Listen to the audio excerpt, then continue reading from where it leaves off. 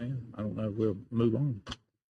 All right, welcome. Call the order to order the House Health Committee for Wednesday, April 5th, 2023. We will start today with Representative, well, by roll call first. Representative Lee. Here. Representative Lipscomb. Here. Representative Hall. Here. Representative Gray. Representative Kitchens. Here. Representative Cole. Representative Rigsby. Here. Representative Marcus. Here. Representative Holt Jones. Here. Representative Mooney. Here. Representative Rafferty. Representative DeBose. Here. Representative Sorrells. Here. Representative Shirey. Here. Representative Warren. Here. He's a quorum. Thank you. We have a full house, and thank everyone for coming. My understanding there's a lot of students here today. If maybe one of you from one of your college or wherever you're from, please stand up and recognize you, please. Jefferson State, I think, is here. Jeff State, is that correct? Okay. Say that again. Okay, good. Good to have you.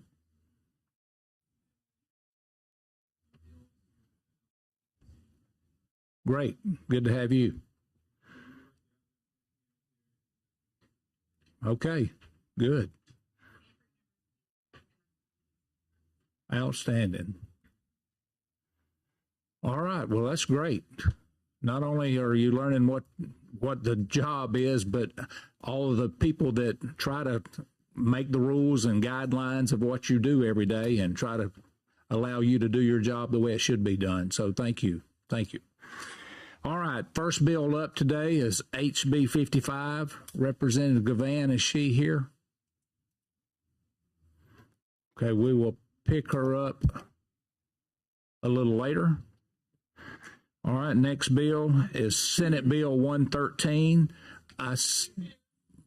Okay.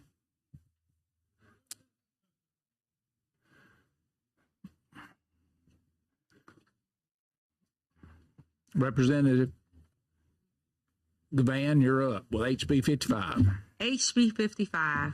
Thank you, Mr. Chairman, and to this august body of leaders here in the state of Alabama. I am State Representative Wanda Lynn Gavan, and I have the honor today of presenting to you and this committee HB 55, which, if enacted, will be entitled the Genesis Act.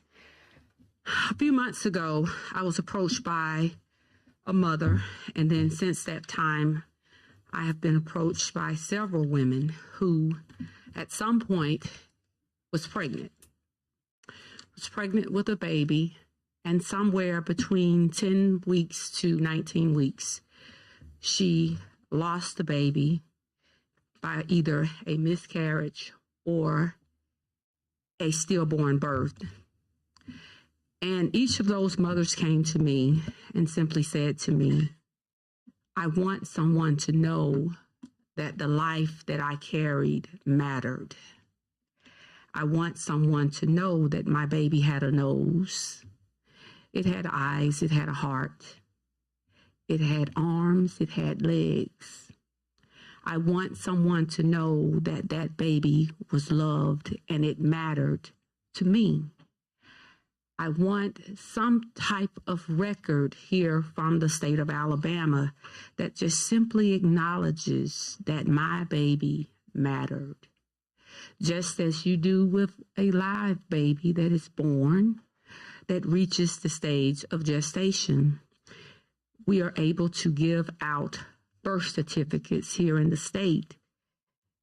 They simply said, as I move into the bill also, if someone were to take my life, that baby would have, and I were pregnant, that baby would have been considered a life and being, and that person would be charged with taking the life of my unborn child.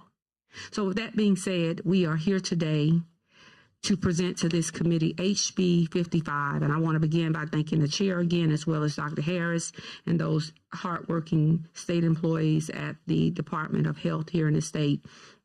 And this is a bill that just simply, if enacted, just simply states, under existing law, a parent or a fetal of a fetal death occurring after 20 weeks of gestation may request a birth certificate resulting in stillborn birth. And this bill would create the Genesis Act. And we would work with the Department of Health to provide a certificate to the parent. And there are some, and that you will see in the amendment, but it basically creates a safeguard or a mechanism for non-viable births.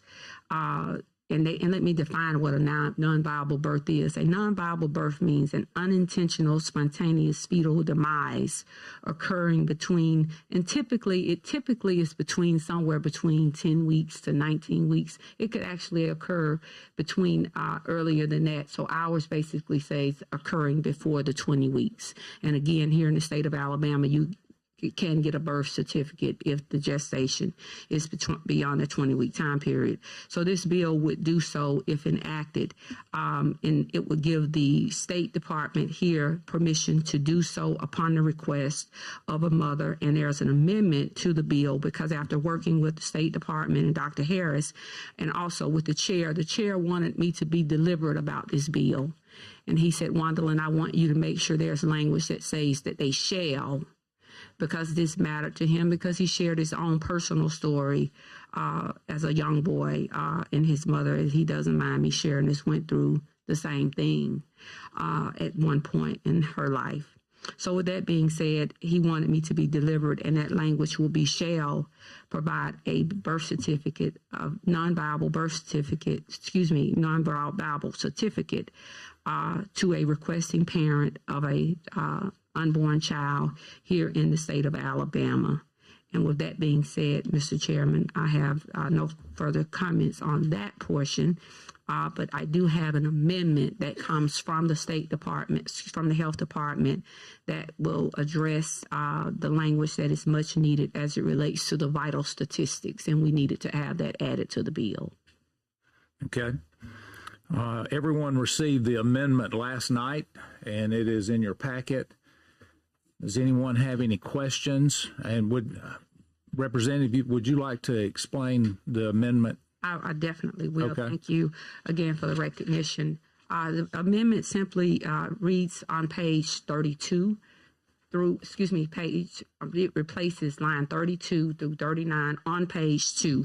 And again, we're adding the language with regards to the vital statistics, and that basically adds the language with regards to the weeks of gestation, and that is typical even when you're getting a birth certificate. So a non-viable birth occurring between the 20 weeks. Also, what's most important, we didn't want folks to just be able to say they could just get a non-viable birth certificate anytime. So, and I can understand that, to make sure the health department can keep up with the records and that it's done in a very appropriate manner. So they requested that we add the time period within a five-day time period after the fetal death is known, if the report is requested by the parent or parents of the unborn child fetus. Again, the language, if you move down to line 34, that's section number 2 of this amendment, that's the language that the chair asked me to make sure that it shall be filed with the provisions of 22-9A-13. Again, you further see down in section B, again, shall issue the certificate of non-viable birth within 60 days from the date of the request. Then as you go further down, again, just adding the language and the requirements by the state that basically speaks to, and you're starting on line 42, that's C, the State Board of Health shall adopt these rules, and therefore it's adding the rules. That's simply the date, the name of the child, which is understandable. Of course, the parents, the name as it will appear on the fetal fetal report. So it's basically for the statistical data. The following statement, the certificate, and of course, it's not for proof of life. We know that parental information shall not change or be added to the certificate of non-viable birth. So again, those are the standard requirements, no differently than what you would see for with the birth certificates. And of course, the issuing fee would be the responsibility of the requesting party. And lastly, replace line 41 and 42, and that will simply change this, after the governor, if this bill passes, after it's enacted, then it will take effect within 6 months.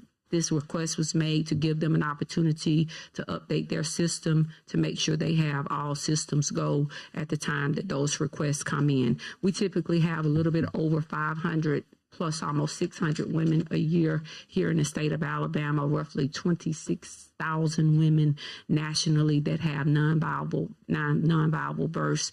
Multitude of states have passed this. Florida was one of the first states that actually enacted this legislation into law. I think it was starting roughly about 2019. Other states have followed suit, Iowa, Nebraska. And so the list is going on and on and on. So we're seeing where it is a demand. So at this time, Mr. Chairman, I have no further comments, but I will accept any comments from the Thank you. body. Thank you, Representative. Very well explained. Are there any questions, Representative Warren?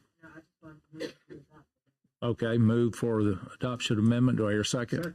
Second, Representative Mooney. All those in favor of adoption of the amendment by saying aye. Aye. Those against, nay. The amendment passes. And now we're on the bill. We're on the bill as amended. It's just the amendment. All right, Representative. Can I move for favorable report as amended? Yes. All right, have a first and a second. All those in favor of the bill for a favorable report as amended by saying aye. Aye. Those against, nay. Bill passes. Congratulations. Good job. Thank you. And I, again, thank this body, thank this group.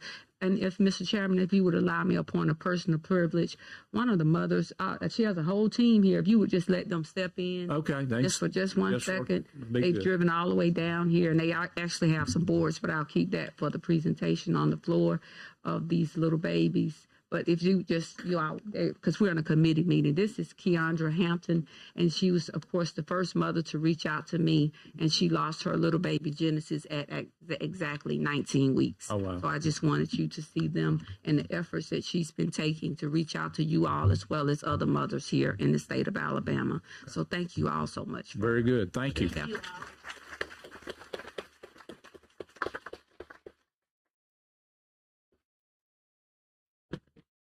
All right, we'll move on to the next bill, SB 113. Representative Woods, are you carrying this? Okay. Thank you, Mr. Chairman and committee members. I would like to recognize Senator Gudger is here. And if you'll notice in your packet, we're actually discussing the Senate version. And the reason we're doing that, the Senate, just so I can give the new members just some information about where we are on this bill. Last year, we passed House Bill 521, and that was a hospital visitation bill. And Senator Gudger and I worked together along with the Hospital Association, the nursing home, and family members. And I will recognize you in just a minute. And this committee was great to work with us. The problem is that we still had patients that couldn't get in to be with their loved ones. And we received the heartbreaking calls during the day and at night, and many of you did. And I look around and I see a member that wasn't able to be with his grandmother when she passed away. I see another member that had, Arnold Mooney called me several times with some heartbreaking information about not being able to be with their loved ones at the end of life. So Senator Gudger has worked extremely hard to come up with a new version that basically has teeth, what we call teeth, so that there is procedures in place to make sure that you can be with your loved one while they're in the hospital, not just at the end of life. There's many different reasons that we need to have an advocate with us when we're in a healthcare facility. And so this bill addresses that. So for your new members, sometimes you pass a bill and you think it's going to work. You have to come back and rework it. And I thank you, Mr. Chairman, for working with us again on this bill and all that you've done. I appreciate you very much. So this actually is the Senate version. The Senate version has already passed committee. It's passed the Senate, and it came out and transmitted to us with an amendment. So it's just easier for us to go ahead and try to pass that version and move it along. So I'm going to read the synopsis to you because I think it's just beautifully written, just so that you'll see what we're trying to accomplish today. Under existing law, a healthcare facility must follow certain requirements related to visitation for patients, clients, or residents. This bill would repeal existing law, that House Bill 521, related to healthcare facility visitation, and would require healthcare facilities to adopt visitation policies and procedures that meet certain standards. This bill would provide that residents, clients, or patients of a healthcare facility have the right to visit with any individual of their choosing during the facility's visiting hours. This bill would allow a resident, client, or patient to designate, this is really important, an essential caregiver, and would require healthcare facilities to allow essential caregivers at least 2 hours of visitation, even during a pandemic. So a minimum of 2 hours a day. Okay. This bill would require that any safety-related policies or procedures may not be more stringent than those already established for those healthcare workers. Okay. So if they require their healthcare workers to wear a mask, a gown, gloves, we've got to do it too. We want to keep everyone safe, but we're not going to do more than them. This bill would prohibit a healthcare facility from requiring visitors to submit proof of vaccination or from prohibiting consensual physical contact between a visitor and a resident, client, or patient. We don't make anyone show that they've got a flu shot to get in to see patients. So we need to be careful what we're asking people to do. This bill would allow a healthcare facility to suspend, I think this is important, in-person visitation of a specific visitor if that visitor violates the facility's policies and procedures. Our healthcare facilities are the greatest asset we have. We're not here to say that we want to beat them up. This is not what this bill says. But this bill says that we need to all figure out how to get along so that we can be with our loved ones. That's all it's saying. This bill would require healthcare facilities to allow visitors for residents, clients, or patients in certain situations, including the end of life. You know, that was a big problem with the other bill. End of life means something totally different to different people. End of life for me would probably have been the last 2 weeks of my mother's life. But end of life to a healthcare person may mean the last 50 minutes. So that's something debatable. Pediatric care, got to be with your children. Childbirth, who doesn't want to see their child born?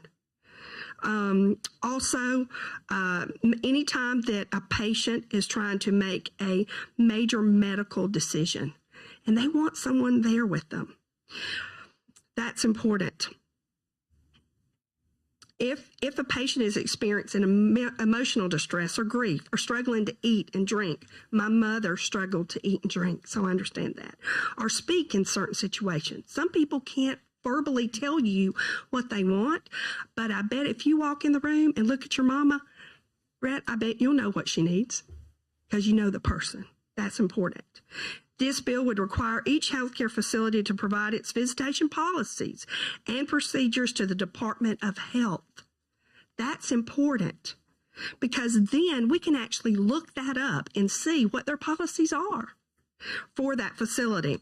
Whenever they're applying, they have to do that whenever they're applying for a license renewal, or change of ownership, and would require the Department of Public Health to dedicate a page on its website to explain the visitation requirements and provide a mechanism for complaints. Now, none of us like complaints, and none of us like our constituents to get angry with us, but sometimes criticism can be helpful. It helps us change and do different things and make new policies. This bill would also exempt healthcare facilities designated, this was part of the amendment, and it was a very good part that we had not thought about, but it would exempt anyone that's having psychiatric care in certain areas of any healthcare facility, provided the area is designated to psychiatric care, from visitation requirements. So if a patient, if a doctor says that a patient does not need to be seen for this reason, then this bill would be excluded. And that is pretty much the synopsis of the bill. There's a lot of information there, but what I'd like to tell you is the information that's in this bill has come from individuals that have struggled, like the Sox family that sits here today. And they have been instrumental in continuing to push this issue because they were not able to be with their loved one, their poppy, that they call him, their husband, their father, their brother. They weren't able to be with him at the end of life. And I want to tell you from my standpoint, I wasn't able to be with my mother either. And it wasn't as much losing my mother. It was the horror of thinking that she thought I abandoned her. There is so much that goes through your mind when you're not with your loved one. So it's important that we're there. It's important that we're an advocate, but it's also important that these healthcare facilities know that we appreciate them. We appreciate what they're doing for our loved ones, and we understand that they made decisions to keep their staff safe. We get that, but we also learn when we go through something traumatic, and we have the ability to make the changes that make it better the next time we experience it. And that is why we are here again in front of you, Mr. Chairman, in front of these committee members, bringing this up again, crying, being emotional. Lord have mercy. But that is the bill, and I will accept any questions at this time. Thank you. Yes, sir. Representative Moon. Obviously, thank you both. You're both very close in the process of our working on this over the years. I'd just like to point out that today we've had the opportunity in this committee to deal with the dignity of life at birth and the dignity of life at death. We are a state that honors life in our Constitution, in our code, and I'd move a favorable report at the appropriate time because this is legislation that's vital to the ability for families to have closure and for those who are dying and are cognizant to not feel that they have been deserted or left behind by their loved ones. Representative Mooney, I will accept that, but let me take any questions that we have. I see Representative Hall. We'll come to you, Representative Warren. Thank you, Ms. Woods, for the work that you've done over the years. My only question is, was there any conversation or any dialogue with the institutions that you talked about as it relates to these? I can't imagine anybody that you would approach that would be opposed to, but was there any dialogue with them to make this something that was meaningful to both the institutions as well as to the families? Thank you for that question. That's a great question. And I'd like to point out, because I did not do that Dana Howard is here from the Hospital Association. Christy is also here from the Nursing Home Association. And yes, all of this work was done jointly with these ladies. So Garland got to look at some beauties every day to work with. And, but yes, we know how important it is in this state to work together, as hard as it is sometimes. We all are advocates on different sides, but this bill is a joint effort of everyone to pull together to make sure that there's policies and procedures that we can follow now and that someone can feel like we've listened to them and we provided them with something that we had people, Representative Hall, that went to the hospital that took the other bill and stood there waving it and going, I have rights. And the hospital said, well, that other bill says that we get to make our own decisions. And they didn't get in. And we compromised and worked really hard on the other bill. And we were right in the middle of an emotional and volatile climate, and we tried to do the best we could. It just wasn't enough.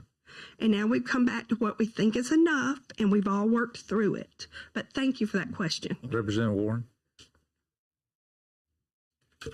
Thank you. Great bill, Senator and Woods. I was just concerned about the number of visitors. Are there any limitation as to how many visitors can be admitted?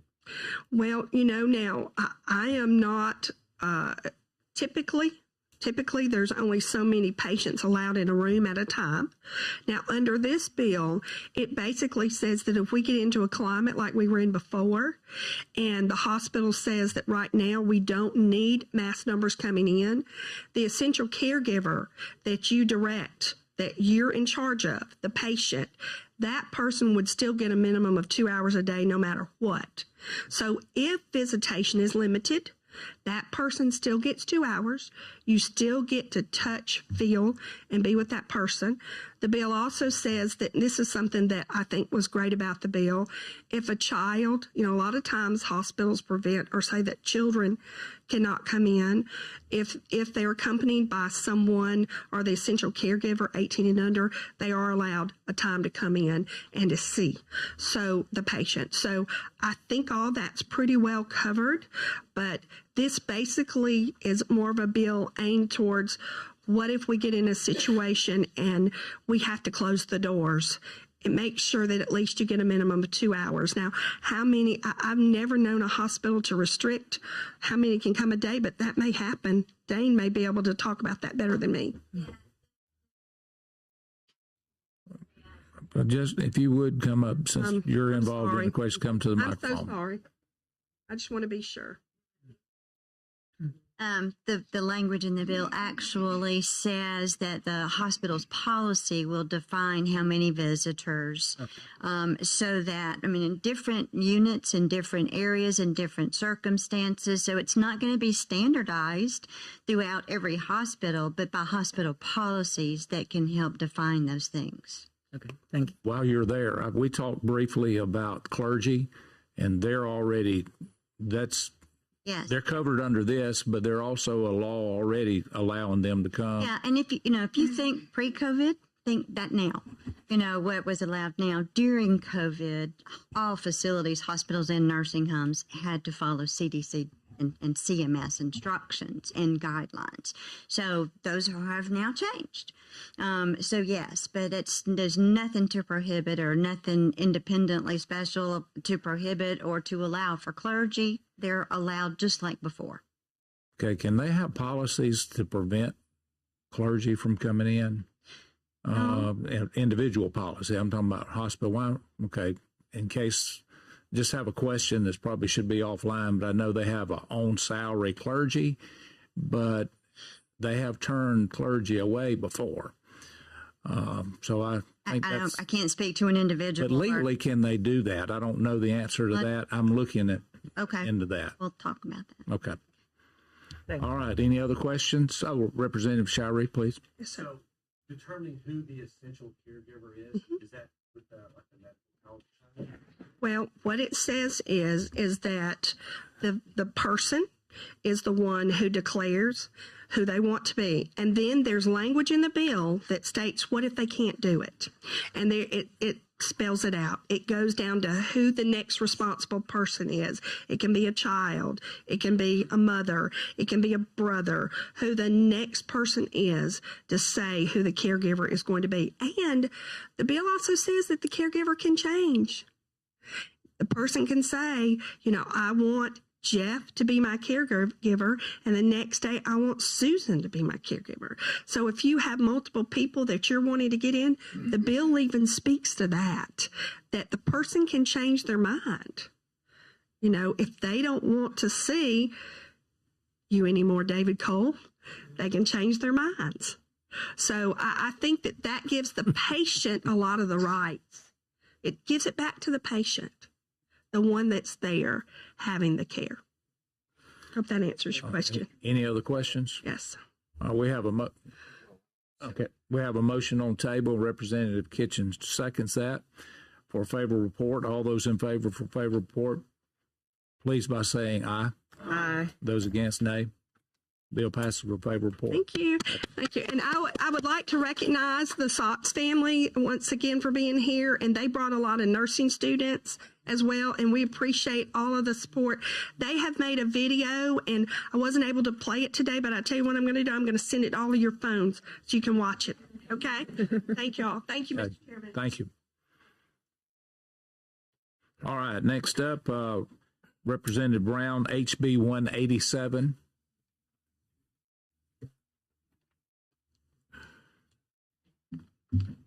You want to wait just a second? We'll let everybody, I think there's some outside that may want to come in.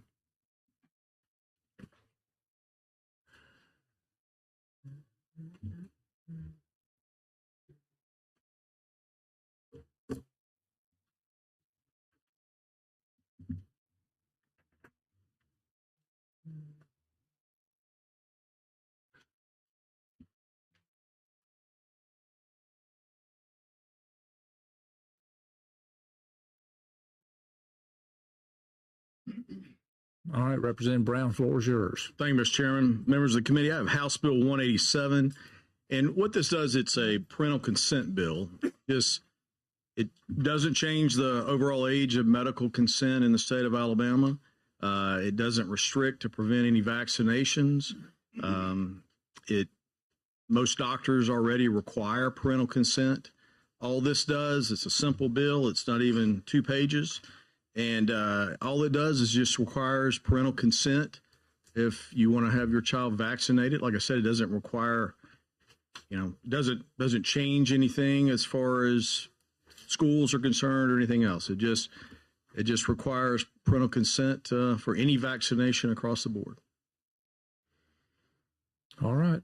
I think that's, you have a question, Representative Yes, Hall? sir. Representative Hall? Yes, You said most doctors require parental consent. well, Why do we need it? Well, because it's not clarified in the law. You could have a doctor that didn't require it, but most of them do it based on insurance purposes to cover themselves from a liability standpoint. But what this would prevent also would be, a child that wants to walk into, let's say, a pharmacy that's giving shots. Parents don't know about it. They might be opposed to it. He goes in, gets vaccinated for whatever across the board, shingles, I don't know, whatever. But the parents might be opposed to it. He's under their roof. And that's really what this is looked at, is it's just providing it across the board, make everybody on the same level playing field. All right, Representative Lipscomb makes a motion, second by Representative Marcus. For a favorable report, all those in favor by saying aye. Those against, nay. Bill passes favorable report. Thank you, Mr. Chairman. Thank you, members of the committee. All right, we're going to move Representative Oliver to the bottom. He has, I think, a bill in another committee, and he will get here soon. So, Representative Rigsby.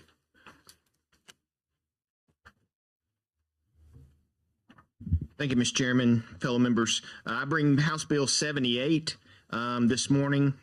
It's a Board of Pharmacy technical change to the rules, just like we've talked about today.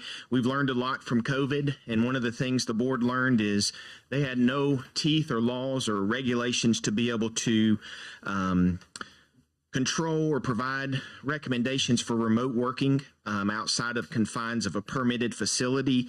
Under existing law, a person performing pharmacy services is required to have a permit issued by the board, but a person, for the purposes of that pharmacy law, includes both an individual and an entity. And so what this bill would do essentially is really define that we license individuals, we permit entities, and this would give the board the ability to make those technical changes to their rules and regulations so that they can define things such as remote work, so that we can make sure that there's rules to ensure patient safety and also compliance with HIPAA laws and other issues that may come about. So really this is just a technical change to the regulation so that we really clear up those definitions of what a person is, and we license those people, and what an entity is, and we permit those people. So a pharmacist no longer will have to be confined to working within inside those four walls of what an entity or a person is according to the current law. With that, I'll take any questions. Any questions, members? Yes, sir. All right, I have a move. question. Okay, Representative Warren. Yes, ma'am. There's phase going on now with the mobile units where people can go in and have everything, teleconference with the doctors and everything.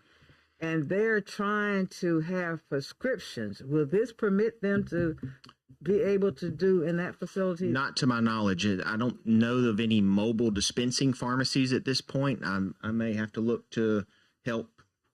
Logan, do you know if we have anything like that currently? Yeah. Right. Okay. Because what we're talking about here more so is that mobile unit. I think I'm understanding your question. That would be the entity, but the persons working inside that would be the licensed individuals, and so there would need to be rules for the entity of that mobile unit. But then there would also need to be rules for the licensed pharmacist working outside of that mobile unit. So this gives that distinguishment, so the board can make rules pertaining to things just like that if they decide to do so. More so, this was brought up for remote work. So a pharmacist doing something called MTM, or medication therapy management, where you're calling a patient, you're talking about their refills, or they're having any drug interactions, how's the medication going. They're doing that from their home during COVID. There's no rules within inside of this to allow a pharmacist to work outside of the four walls of a pharmacy currently, because the law defines that as a person, and that person is defined as an entity or an individual. This will give more clarity to that, so the board can assign, rules for this group and rules for this group. Because it's coming. I know it's out there. Well, with technology, everything is. Yep. Yeah. Any other questions? All right, I have a motion by Representative Gray and a second by Representative Cole for a favorable report. All those in favor by saying aye. Aye. Those against, nay. Bill passes favorable report. Thank you, members. Good. All right, Representative Oliver, you have the floor with House Bill 162. Thank you, Mr. Chairman and committee. The issue that we have, as many of you know, that I've spent most of my life in the ambulance industry, very connected to it. And we've identified an issue that I believe we can resolve with this piece of legislation. The Alabama ambulance service providers are in a crisis. There are only 3 insurers that actually offer liability insurance coverage to Alabama ambulance provider services. Rapidly increased insurance costs are actually threatening the ability of ambulance services to operate. Failure to address this issue will result in some Alabama communities actually losing their 911. When they call 911, nobody's going to come. Under current law, the Alabama Medical Liability Act extends certain enhanced litigation requirements to healthcare providers as defined in the law. Healthcare provider includes doctors, dentists, optometrists, chiropractors, and their businesses, hospitals, and any person employed by a healthcare provider. It does not include paramedics, emergency medical technicians, EMTs, or their employers. Paramedics and EMTs are healthcare providers. And I say that again, they are healthcare providers. My proposed solution is that we amend the law, the Alabama Medical Liability Act, to include emergency medical services personnel and provider services. That will provide the same enhanced litigation requirements to ambulance service providers and their employers that are provided to other healthcare providers. It'll result in more insurance carriers offering liability coverage to ambulance service providers and their employees. It'll drive down liability insurance coverage costs, and it lessens the threat of ambulance service providers shutting down, bottom line. A nice overview is the Alabama Medical Liability Act and its supplements. It just offers certain protections to healthcare providers and legal actions arising from alleged medical injury cases. If anybody has any questions about that, I'll be glad to answer them. And at this time, I'd move for a favorable passage. Representative Lipson. Representative Oliver, thank you for bringing this today. I just wanted to thank you for bringing this bill. It's critical throughout the state. There are portions of my district that are represented by maybe a singular EMT service, and they are threatened financially right now by the increased cost of their insurance coverage and various other reasons, as most people are experiencing these days. In the event that certain services such as that were to shut down, we'd have substantial portions of this state without that particular service. And as you can imagine, that would be a significant impact on our health care. So with that, Mr. Chairman, I'd like to move for a favorable report. Okay. All right, I'll have a motion for a favorable report and second by Representative Rigsby. Are there any other questions?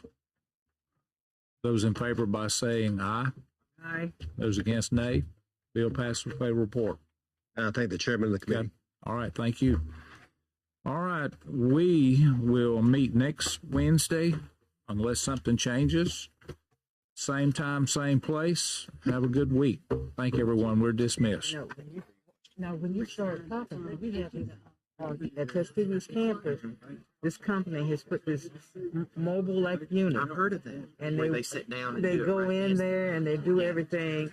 And the last time I talked to them, they were saying they're trying to get it so they can dispense out of it. Drugs. There's no. I've actually heard of that exact service, and right now there's no laws that would allow that to happen in Alabama because a pharmacist has to dispense it. So if the pharmacist is not on site actually handing them that drug, that can't happen in Alabama. Right?